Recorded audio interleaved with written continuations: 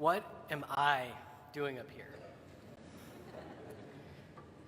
This question is one that I hope continues to echo through my mind every single time I'm granted the opportunity to take this pulpit. I don't mean it in a faux humble sense. I'm not just displaying wide-eyed incredulity that I would be given such an honor.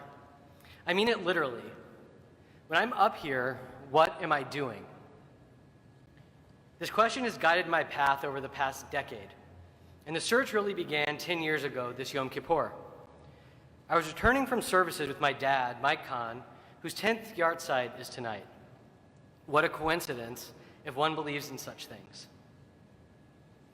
I was explaining to him how I felt nothing at the services, and that I didn't understand what the point of any of it was. He said to me, "I can't explain it, but there's something very important in Judaism.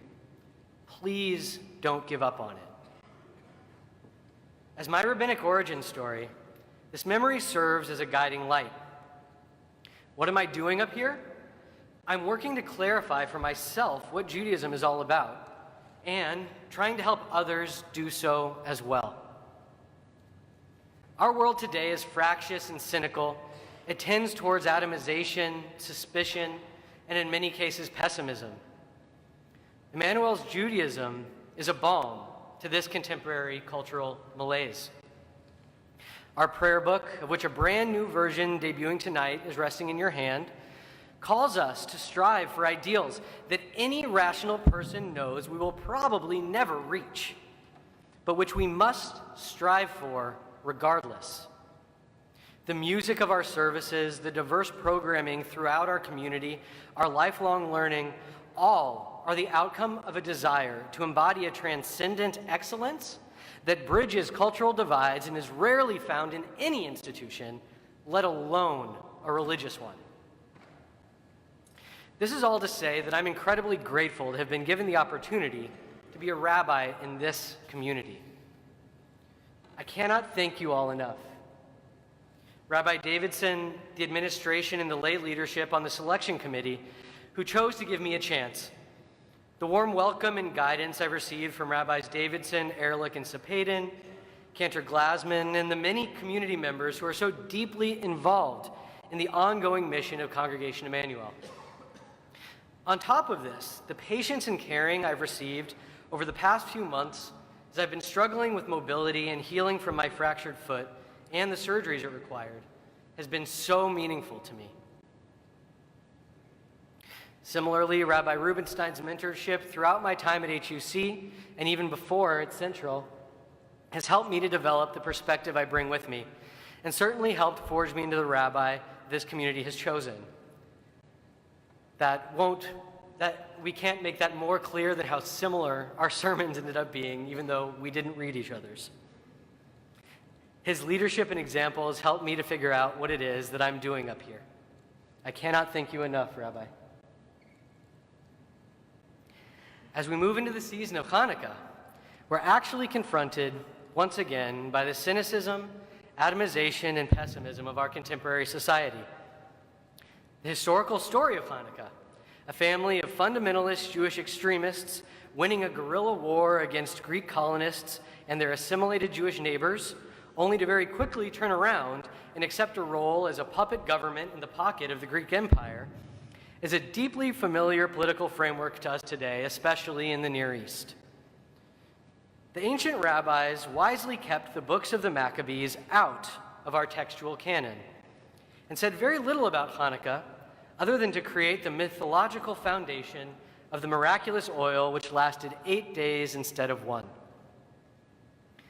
Hanukkah has taken a central role in American Jewish life due to its proximity to the omnipresent and omnipotent Christmas.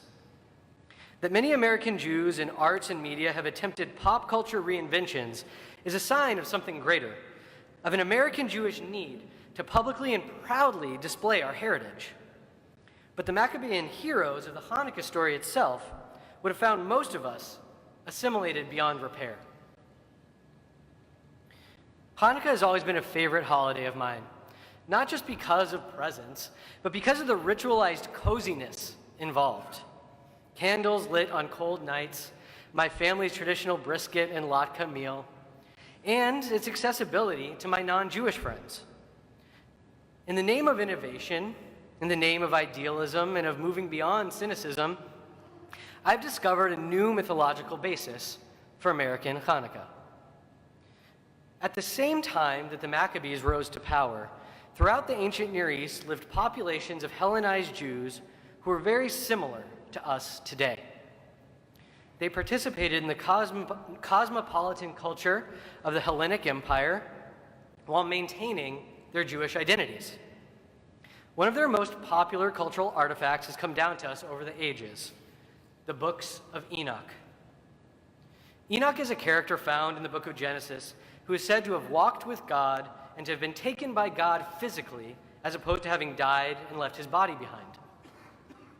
The books of Enoch elaborate on this story and tell the tale of Enoch having transformed into a being not quite human and not quite angel, a being made of flame.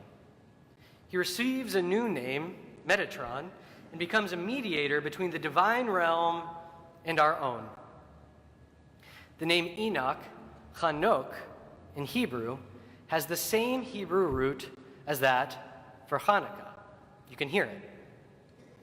His having been taken by God and reborn as a divine being of light also ties him to the other ubiquitous holidays of dying and resurrected heroes of light found during the winter solstice, and gives us a different view and new view for what the Chanukiah, the lamp we light during the holiday, may represent.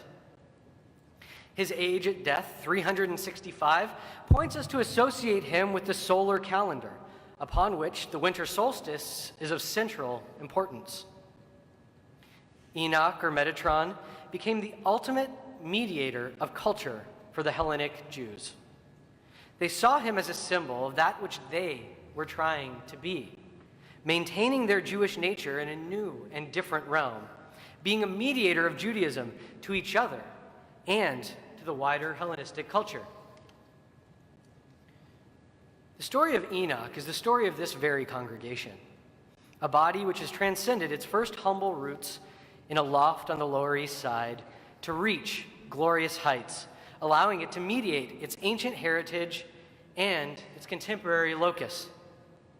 Kaufman Kohler, an early rabbi of our congregation, saw this as the ultimate mission of the Jewish people, as he wrote in 1919 that it was our purpose to teach that only when the various nations and groups of people learn to regard themselves as members of one great family will the life of the individual find its true value in relation to the idea and the ideal of humanity.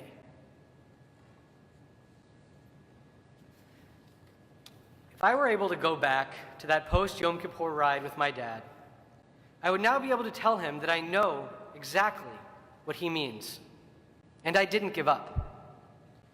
My mission, the mission of the Jewish people, and the mission of this congregation is that of Enoch, is that of Kohler, to be the mediating influence in societies around the world, to use our values of justice, equality, and unity to bring about peace for ourselves and peace for our neighbors.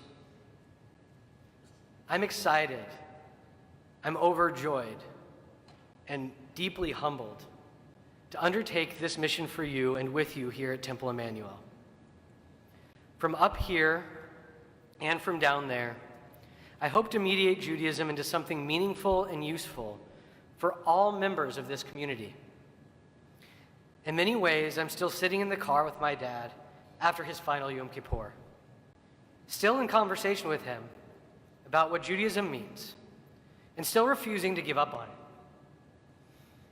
I invite you all to join this conversation, and I can't wait to be with you as we all undertake the age-old mission of the Jewish people together. Shabbat Shalom. Chag Chanukah Sameach.